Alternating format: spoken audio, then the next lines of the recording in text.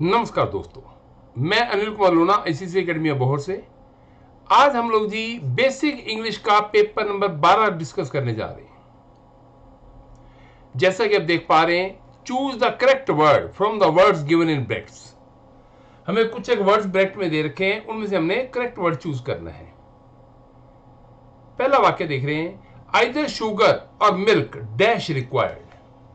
आपने एक रूल पढ़ा था ही, आइदर और, नाइदर नोर,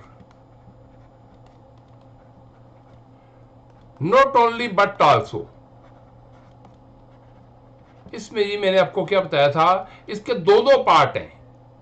एक हो गया आइदर, दूसरा हो गया और। आगे जी neither nor, not only but also, दो पार्ट हैं, तो इनमें हमेशा सेकंड सब्जेक्ट देखा जाता है।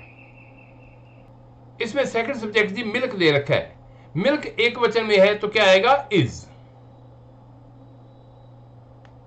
देखो एक चीज मैं आपको क्लियर कर दूं, बहुत स्टूडेंट के दिमाग में होता है भी हमने पढ़ा हुआ जी आइदर एक वचन में, नाइदर एक वचन में। इसमें कोई दो राय नहीं है।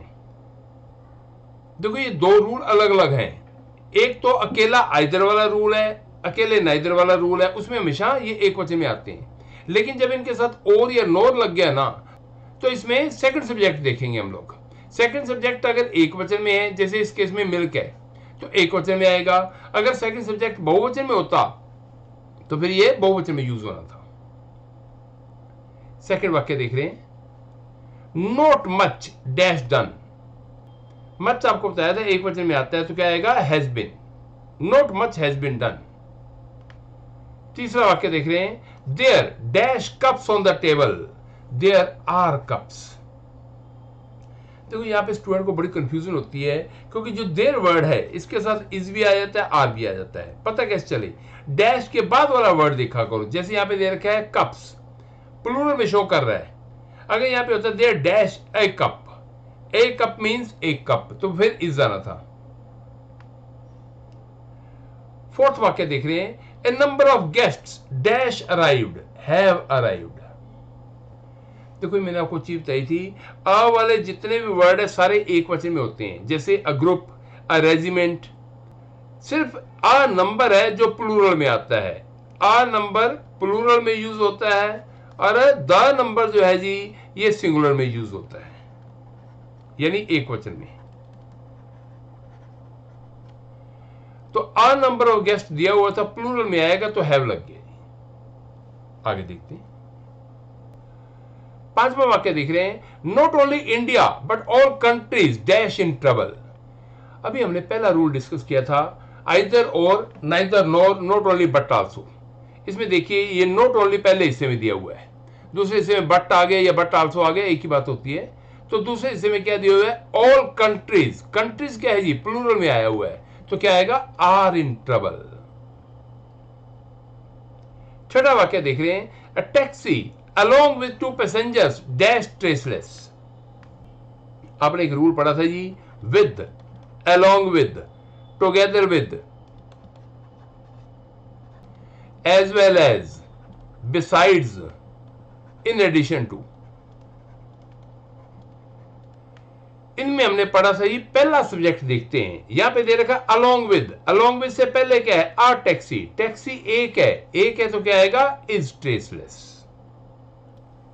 सातवां वाक्य देख रहे हैं, हिज टीथ डैश ब्रोकन वर ब्रोकन। हमें पता है जी टूथ जो है ये एक वचन में होता है, टीथ बहुवचन में होता है। वैसे ही फुट एक वचन में होता है और इसका प्लूरल क्या होता है, फीट। आठवां वाक्य देखिए, she dash not oppose me, she dare not oppose me. आपको बताया था ही, डेयर एंड नीड ये दो ऐसे वर्ड हैं, जब भी इनका प्रयोग हम नेगेटिव सेंस में करते हैं या इंटेरोगेटिव में करते हैं, तो इनके साथ ना तो ऐसा लगता है ना ही टू प्रेपोजिशन लगती है। तो क्या आएगा, शी डेयर नॉट अपोज मी, उसकी हिम्मत ही नहीं है मेरा विरोध कर सके। आगे देखते हैं, नौ वाक्य देख रहे हैं, lots of poison dash prepared. ये सिंगुलर में यूज हो रहा है, तो क्या आएगा, हैज बीन प्रिपेयर्ड। बहुत सारा जहर तैयार किया जा चुका है। दसवां वाक्य देखिए, अ quarter of it dash good. आपको अभी बताया था, अ वाले सारे वर्ड किस में आते हैं, एक वचन में आते हैं। सिर्फ ए नंबर जो है ये बहुवचन में होता है। तो फिर क्या आएगा, a quarter of it is good. 11वां वाक्य देखिए, the cattle dash grazing in the field, the cattle are grazing. आपने पढ़ा था कैटल का मतलब क्या होता है, पशु। कुछ एक वर्ड बताए थे मैंने जो हमेशा प्लूरल में यूज होते हैं, जैसे gentry, peasantry, infantry, children, people, फोक एटसेट्रा जी प्लूरल में यूज होते हैं, तो क्या आएगा, आर आएगा। 12वां वाक्य देखिए, I have sold my old furniture. Furnitures कोई वर्ड ही नहीं है जी। बेसिकली क्या है जी, आप देखिए एक कमरे में मान लो 10 चेयर पड़ी हैं तो भी फर्नीचर है, अगर 12 चेयर होगी या 15 चेयर होगी तो भी उसको फर्नीचर ही बोला जाएगा। इसके जैसे मैंने कुछ एक वर्ड और बताए थे जिनके साथ एस नहीं आता, ये ऑलरेडी प्लूरल में होते हैं, जैसे machinery, scenery, poetry, luggage, jewellery, vacation, ये पीछे भी आया था, वकेशंस कोई वर्ड नहीं है जी, वकेशन मतलब छुट्टियां, इंफॉर्मेशन एटसेट्रा जी। आगे देखते हैं, 13वां वाक्य देख रहे हैं, the government has to do so in dash interest. आपको मैंने कुछ एक वर्ड बताए थे जी जो एक वचन में भी आते हैं, बहुवचन में भी आते हैं, जैसे गवर्नमेंट, बोर्ड, कमेटी, ज्यूरी। ये कुछ एक वर्ड हैं जो एक वचन में आते हैं, बहुवचन में भी आते हैं, तो वाक्य की सेंस डिसाइड करती है इसमें क्या आएगा। यहां पे गवर्नमेंट के साथ हैज लगा हुआ है, हैज एक वचन में है तो इसके अकॉर्डिंगली पीछे क्या आएगा, इट्स। 14वां वाक्य देख रहे हैं, the summons dash issued, the summons has been issued. देखो सम्मन्स जो है आपको पता ही है कोर्ट के द्वारा जारी किए जाते हैं जी, किसी को बुलाना हो कोर्ट में तो उसके लिए सम्मन जारी किए जाते हैं। आपको मैंने कुछ एक वर्ड बताए थे जिनके पीछे एस आता है लेकिन आते हमेशा एक वचन में है, जैसे news, politics, wages, economics, physics, statistics, diabetes etcetera जी। तो ये एक वचन में आते हैं तो क्या आएगा, हैज बीन। 15वां वाक्य देख रहे हैं, the virtuous dash blessed, the virtuous are blessed.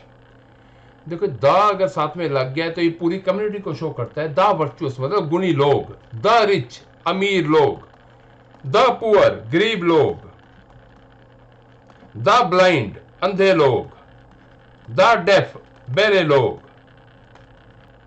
तो ये किसमें यूज होंगे, बहुवचन में। 16वां वाक्य देख रहे हैं, many an ugly scene dash scene. आपको बताया था मैनी अ बॉय, मैनी आपको बताया था many a boy, many a man, many a thing, many a table, many an ugly scene वगैरह, ये सारे वर्ड एक वचन में आते हैं तो क्या आएगा, वॉज। आगे देखते हैं, 17वां वाक्य देख रहे हैं, physics dash A technical subject, physics is a. अभी ऊपर बताया मैंने, पीछे एस आ रहा है लेकिन आएगा एक वचन में, फिजिक्स, इकोनॉमिक्स, स्टैटिस्टिक्स एटसेट्रा जी। 18वां वाक्य देखिए, you boy dash very wicked. देखो यू के बाद कोमा गिवन है, बॉय के बाद भी कोमा गिवन है, आप समझो बॉय लगा ही नहीं हुआ, आपने यू के अकॉर्डिंग नहीं चलना होता है। यू के साथ फिर क्या आता है, आर। क्या कहना चाहता है, आप जो कि लड़के हो वो बड़े विक्ड हो यानी दुष्ट हो। सब्जेक्ट यू है तो यू के अकॉर्डिंग आर आ गया। 19वां वाक्य देख रहे हैं, his dash is at the station, his luggage. अभी आया था ऊपर फर्नीचर वाली केस में, तो फर्नीचर के साथ जैसे ऐसे नहीं आता, लगेज के साथ भी ऐसा नहीं आएगा। 20वां वाक्य देखिए, pen and ink dash required for me is required. Pen and ink हमेशा इकट्ठा यूज होता है जी, जैसे आपने पढ़ा है लॉ एंड ऑर्डर, कानून व्यवस्था, राइस एंड कड़ी यानी कड़ी चावल। क्योंकि ये हमेशा इकट्ठे यूज होते हैं तो इनको हमेशा एक वचन में यूज करेंगे। आगे देखते हैं, 21वां वाक्य देख रहे हैं, every girl and every boy dash attended this meeting.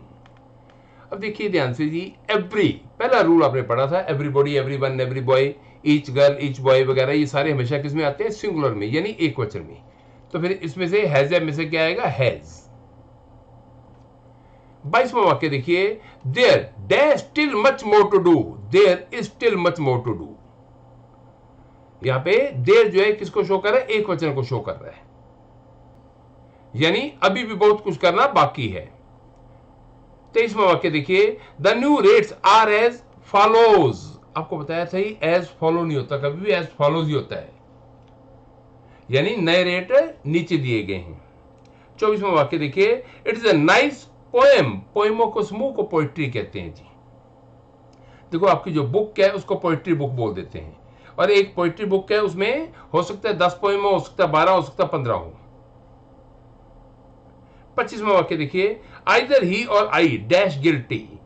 हमने शुरू में पढ़ा था आइदर और, neither nor, not only but also. इनमें हमेशा सेकंड सब्जेक्ट देखते हैं, इसमें सेकंड सब्जेक्ट आई दे रखा है, तो आई के साथ क्या आता है? एम। तो क्या वाक्य बना? आइदर ही और आई एम गिल्टी, यानी या तो वो दोषी है या मैं दोषी हूं। तो उम्मीद करता हूं सर आपको अच्छे समझ आ गया होगा। अगर ये आपको वीडियो अच्छा लगा हो जी, तो प्लीज इसे ज्यादा से ज्यादा लाइक कीजिए, शेयर कीजिए और चैनल को सब्सक्राइब कीजिए जी। Thank you.